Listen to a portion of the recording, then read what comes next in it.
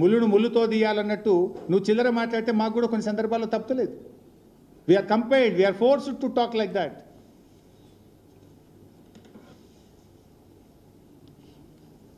Now it is very clear. బహుశా ఇంకెవరికైనా doubts ఉంటే కూడా ప్రెస్ మీట్ అయినాక కూడా క్వశ్చన్లకు ఆన్సర్ చేస్తా, కూర్చొని కూడా సమాధానం చెప్తా. ఇవాళ తర్వాత 299 బీఆర్ఎస్ ఒప్పుకున్నది అని ఎవడన్నా మాట్లాడితే నాలుక చీరేస్తాం కాంగ్రెస్ నాయకులు. It's very clear.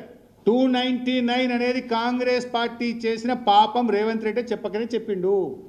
ఈ మరణ శాసనం రాసిందే కాంగ్రెస్. నువ్వు చెప్పలేదా గోదావరిలో 968 కాంగ్రెస్ ఇచ్చిందని? గా కాగితంలో 299 కృష్ణాల కాంగ్రెస్ ఇచ్చింది. గదే కాగితం, ఒకటే కాగితం, ఒకటే మీటింగ్, ఒకటే డేట్, ఒకటే కాగితం. మరి అది ఎందుకు చెప్పు? దాని మీద పోరాడింది, సెక్షన్ 3 తెచ్చింది బీఆర్ఎస్. 28 లెటర్లు కదా ఇప్పుడు నేను చూపించింది మీకు.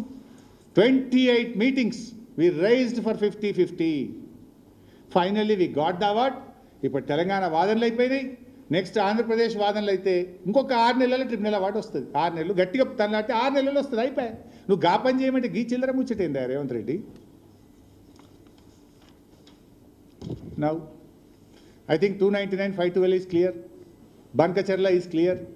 బన్కచర్లకు ఎట్లా ప్రగతి భవన్లో చీకటి ఒప్పందం అయింది, బజ్జీలు ఎవరు తినచ్చిండ్రు, ఏం జరిగింది అది క్లియర్ అయింది. కొట్లాడింది ఎవరు అది కూడా క్లియర్ చేసిన. నెక్స్ట్ ఇక నిన్న ఒక మాట మాట్లాడిండు. ఏం మాట్లాడిండు? కృష్ణా బేసిన్ మీద తెలంగాణ ప్రభుత్వం అంటే ప్రాజెక్టులు కట్టలేదట. అందువల్లనే మనకు అన్యాయం అయిపోయింది. ఉన్న 299 వాడుకోలేకపోతున్నాం. కాంగ్రెస్ పార్టీ చాలా ప్రాజెక్టులు కట్టింది, బీఆర్ఎస్ వచ్చినాక నిర్లక్ష్యం చేసింది అట. సిగ్గుండాలే మాట్లాడుతందుకు. సోయి ఉండి మాట్లాడుతున్నారా, సోయి లేక మాట్లాడుతుర్రా? చూపిస్తే ఇప్పుడు నేను తలకాయ ఆడబెట్టుకుంటూ పెట్టుకో. ఒకసారి మహబూబ్నగర్ చూపి, కొంచెం పెద్దగా. బీఆర్ఎస్ పట్టించుకోలేదట. నేను తలకాయ ఆడబెట్టుకుంటూ పెట్టుకో. ఒకసారి మహబూబ్నగర్ చూపి, కొంచెం పెద్దగా. బీఆర్ఎస్ పట్టించుకోలేదట. మిస్టర్ రేవంత్ రెడ్డి, నువ్వు కాలేజీలో ఉన్న నీ తెలుగుదేశం పార్టీ, నువ్వు ఇప్పుడు ఉద్యోగం చేస్తున్న కాంగ్రెస్ పార్టీలో పాప ఫలితం ఇది. 1984 అప్పుడు ఎవరు గవర్నమెంటు? కాంగ్రెస్. 1984లో కాంగ్రెస్ 84 టీడీపీ, నీ గురువు గారు చంద్రబాబు నాయుడు గారు 1984లో టీడీపీ ఆ రోజు కల్వకుర్తి ప్రాజెక్టుకు శంకుస్థాపన చేసింది. 1984 నుంచి 2014 దాకా 30 ఏండ్లు ఎవరు పాలించి 30 ఏండ్లు? అయితే నువ్వు కాలేజీలు ఉన్నటువంటి తెలుగుదేశం లేదా నువ్వు నౌకరీ చేస్తున్న కాంగ్రెసే కదా పాలించింది 30 ఏండ్లు. 30 ఏండ్ల కల్వకుర్తి ప్రాజెక్టుకు మీరు ఇచ్చిన ఆయకట్టు 13,000. బీఆర్ఎస్ వచ్చిన 9.5 ఏండ్లలో 3,07,000 ఎకరాల ఆయకట్టు ఇచ్చిన మిస్టర్ రేవంత్ రెడ్డి. ఇప్పుడు ఎవరు కట్టిండ్రు, ఎవరు కట్టలేదు? ప్రాజెక్టు పంప్ హౌస్ల దగ్గర పండుకున్న నేను నేల మీద, నాతో పాటు ఆనాటి మంత్రి జూపల్లి కృష్ణారావు, ఆనాటి మంత్రి లక్ష్మారెడ్డి గారు, మేము నేల మీద ప్రాజెక్టు పంప్ హౌజుల్లో చెద్దరేసుకొని పండుకొని రాత్రింబవళ్ళు కష్టపడి చేస్తే 3,07,000 ఎకరాలకు నీళ్ళు ఇచ్చిన మహబూబ్ నగర్ జిల్లాలో. నీ కాలేజీ, నువ్వు చదువుకున్న కాలేజీ తెలుగుదేశం అయినా, నువ్వు నౌకరీ చేస్తున్న కాంగ్రెస్ ఇచ్చింది 13,000, బీఆర్ఎస్ ఇచ్చింది 3,07,000. 30 ఏళ్లలో తెలుగుదేశం కాంగ్రెస్ పార్టీలు 13,000 ఎకరాలకు నీళ్ళు ఇస్తే, కరోనా 2 సంవత్సరాలు వచ్చినా, ఆర్థిక మాంద్యం వచ్చినా 9.5 ఏళ్లలో 3,07,000 ఎకరాలకు నీళ్ళు ఇచ్చినాం. ఇది కృష్ణా బేసిన్ మీద, ఇది పాలమూరు జిల్లా మీద, దక్షిణ తెలంగాణ మీద ఉన్న బీఆర్ఎస్ ప్రేమకు చిహ్నం. రెండవది నెట్టంపాడు. 2005లో కొబ్బరికాయ కొట్టిరు. 2005 నుంచి 9 ఏళ్ళు మీరే ఉన్నారు. 9 ఏళ్లలో మీరు 2,300 ఎకరాలకు నీళ్ళు ఇస్తే 1,42,000 ఎకరాలకు బీఆర్ఎస్ ఇచ్చింది. భీమా 2005లో కొబ్బరికాయ కొట్టిండ్రు. 9 ఏళ్లలో 12,000 ఎకరాలకు నీరు ఇస్తే 1,58,000 ఎకరాలకు బీఆర్ఎస్ ప్రభుత్వం నీళ్ళు ఇచ్చింది. కోయిల్ సాగర్ 2005లో కొబ్బరికాయ కొట్టి గుండు సున్నా 1 ఎకరానికి మీరు నీళ్ళు ఇవ్వలేదు. 38,250 ఎకరాలకు నీళ్ళు ఇచ్చినాం.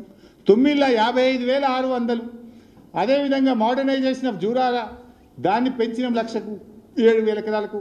మిషన్ కాకతీయ చెరువుల పునరుద్ధరణ ద్వారా స్థిరీకరణ 2 లక్షలు.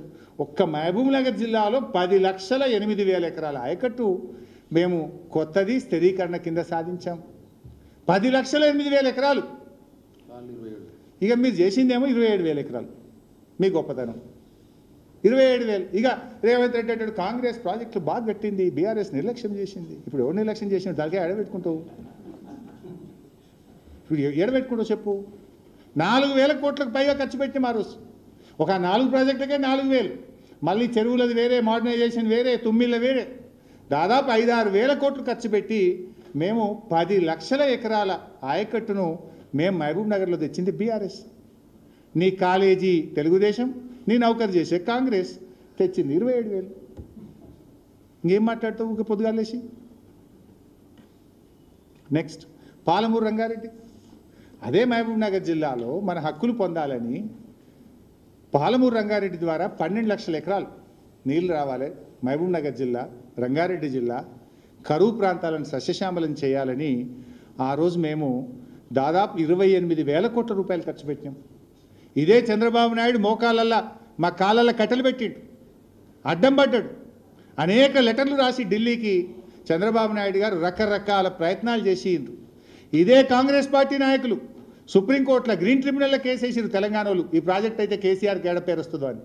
అడ్డంకులు సృష్టిస్తే హైకోర్టులో, సుప్రీంకోర్టులో, గ్రీన్ ట్రిబ్యునల్లో అటు ఆంధ్రప్రదేశ్ ఇటు తెలంగాణ కాంగ్రెస్ కేసులు వేస్తే కూడా వ్యూహాత్మకంగా ముందుకు పోయినాం. స్టే వచ్చింది ఒక దశలో, ప్రాజెక్టు పనులు ఆపేయండి అని గ్రీన్ ట్రిబ్యునల్ స్టే ఇచ్చింది. మేము మళ్ళీ వెళ్ళి డ్రింకింగ్ వాటర్ పేరు మీద ఏదో ఉపాయం చేసి అనుమతులు తెచ్చి 28,000 కోట్లతోని మేము ప్రాజెక్టు కట్టినాం. ఇలా కరివెన, వట్టెము అని దాదాపు 4 రిజర్వాయర్లు పూర్తయినాయి.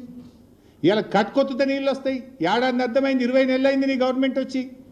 గా ప్యాకేజీ 3లో మొత్తమంతా కాలువల బండ ఉన్నది, గా బండ వరకు కొట్టి ఆడికిడికి జీర్ పార్ తెంగితే మొత్తం 4 రిజర్వాయర్లు నింపచ్చు. ఏం చేస్తున్నావు నాకు అర్థం కాదు. 20 నెలల్లో గా 4 రిజర్వాయర్లు నింపే తెలివి లేదా?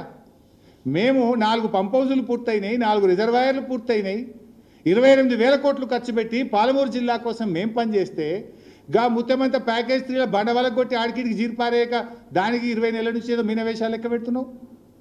ఇది మా కమిట్మెంటు. నువ్వేం మాట్లాడుతావు? బీఆర్ఎస్ నిర్లక్ష్యం చేసింది. నీ తెలుగుదేశం పార్టీ ఇదే నెట్టంపాడు, కల్వకుర్తి 5 కోట్లే పెడుతుండే ఏడాదికి.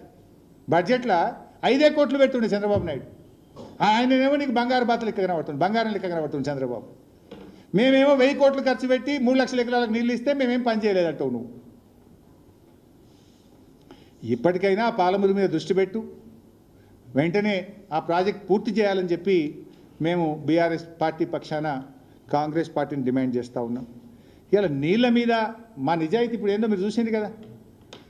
నీళ్ళ మీద కేసీఆర్కున్న నిజాయితీ ఎవడన్నా శంకిస్తే ఇది అంటారు చూడు, గుడ్డొచ్చి పిల్లని ఎక్కిరించిందని గట్లుంటుంది. కేసీఆర్ను వెక్కిరించడం అంటే తెలంగాణ నీళ్ళ విషయంలో, తెలంగాణ ప్రయోజనాల విషయంలో ప్రాణాన్ని లెక్క చేయని కేసీఆర్ని గురించి నువ్వు మాట్లాడతావా?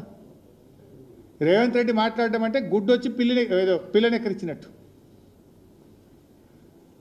రేవంత్ ఒకసారి అసెంబ్లీలో మాట్లాడండి, మీకు ఐడియా ఉండుంటుంది. తెలుగుదేశం ఎమ్మెల్యేగా మాట్లాడండి. మా నాయన చచ్చిపోతే నీళ్లు లేకుండే మా జిల్లాల, పాలమూరు జిల్లాల కరెంటు కూడా లేకుండే నెత్తి మీద నీళ్ళు చల్లుకొని పోయినా అన్నాడు. ఇప్పుడు మరి పాలమూరు జిల్లాల ఇప్పుడు పచ్చడి పొలాలు ఎందుకు కనబడుతున్నాయి? నీకు తెలియలేదు. ఇవాళ శ్రీశైలం నిండి గేట్లు ఎత్తితే కూడా ఇవాళ కూడా నువ్వు కల్వకుర్తి లిఫ్ట్లు ఆన్ చేయలే. ఎందుకు ఆన్ చేస్తలేవు కల్వకుర్తి లిఫ్ట్లు?